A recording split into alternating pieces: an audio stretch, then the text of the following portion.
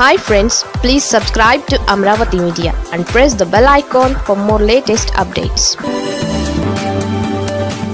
జనసేన ఎమ్మెల్యేల పరిస్థితి ఇంత దారుణంగా ఉందా? ఆంధ్రప్రదేశ్లో కూటమి అధికారంలో ఉంది.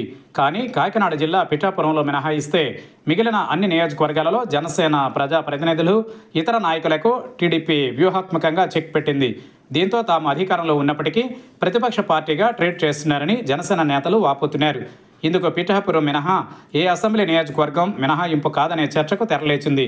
జనసేన ఎమ్మెల్యేలు ఉన్న చోట కూడా టీడీపీ నాయకులే పెత్తనం చెలాయిస్తున్నారు. ఇదంతా పై స్థాయి నుంచి ఆదేశాలు రావడంతోనే జరుగుతోందనే అభిప్రాయం వ్యక్తమవుతోంది. ఇటీవల తాడేపల్లిగూడెం ఎమ్మెల్యే బొలిశెట్టి శ్రీనివాస్ సంచలన కామెంట్స్ చేశారు. తన వెంట ఉంటూనే తన చావు కోసం ఎదురు చూస్తున్నారని ఆయన ఆవేదన వ్యక్తం చేశారు.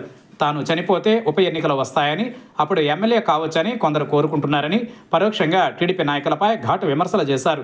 అలాగే పైన అధికారం తమదని, తాము చెప్పిన వాళ్ళకే పనులు చేయాలని, లేదంటే ఉద్యోగాలు ఉండవని హెచ్చరిస్తున్నారంటూ బొలిశెట్టి ఆవేదన వ్యక్తం చేశారు.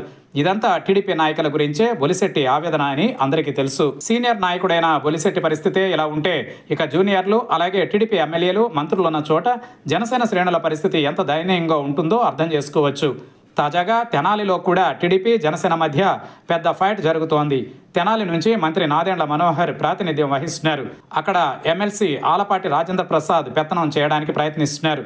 ఇక్కడ టీడీపీ కార్యకర్తలపై కేసులు కూడా పెట్టించినట్లు సమాచారం. జనసేన నాయకులు గట్టిగా నిలబడిన చోట రెండు పార్టీల మధ్య వార్ జరుగుతోంది. లేదంటే బాధను దిగమింగుకుని గడపాల్సి వస్తోందని జనసేన నేతలు వాపోతున్నారు.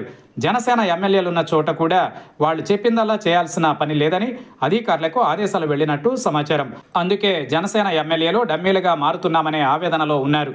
ఇలాగే కొనసాగితే రానున్న రోజులలో ఏం జరుగుతుందో అనే చర్చ లేకపోలేదు.